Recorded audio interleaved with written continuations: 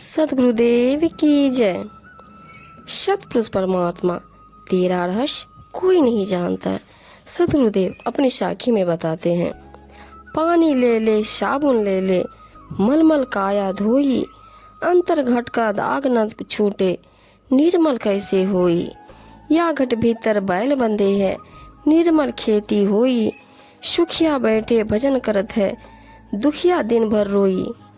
या घट भीतर अग्नि जरत है, धूम न प्रगट होई। कै दिल जाने आप ना के, जासिर बीती होई। जर बिनु बेली बेली बिनु तुम्बा, बिनु फूले फल होई। कहे कबीर सुनो भाई साधु, गुरु बिन ज्ञान न होई। परमात्मा के ज्ञान से वंचित लोग पानी और साबुन ले लेकर अपने शरीर को रगड़ रगड़ कर धोते हैं, परंतु उनके शरीर के भीतर स्थित हृदय के राग द्वेष आदि दोष नहीं छूट पाते। फिर उनका जीवन निर्मल कैसे हो सकता है और बिना निर्मलता के शांति भी कैसे मिल सकती है।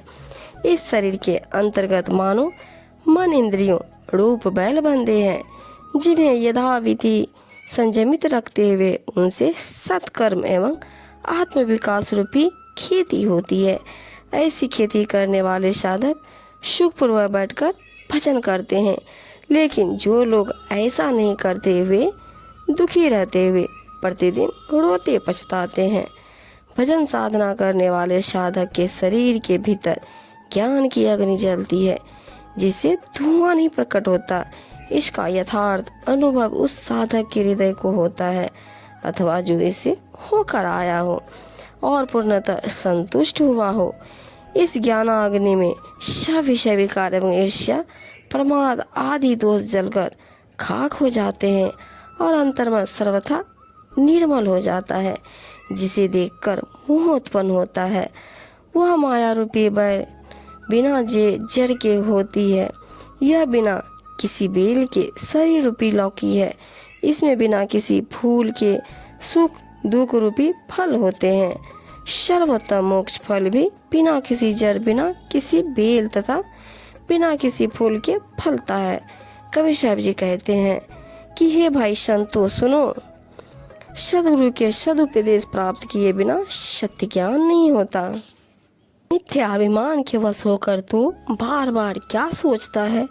तू समस्त अभिमान का त्याग करके सदगुरु से श्रद्धापूर्वक मेल मिलाप कर उनकी सत्संगति कर तथा उनके सत विचारों को ग्रहण कर। यदि किसी को नदी के पार जाना हो तो उसे नाव खेने वाले मल्लाह से विनम्रता पूर्वक मिलना चाहिए, तब मल्लाह उसे नदी पार करा देगा। इसी प्रकार जिसे भवसागर से पार हो जाना है, अर्थात अपना उद्धार करना हो, उसे विवेक वैराग्य संपन्न सदगुरु के शरणागत होना चाहिए।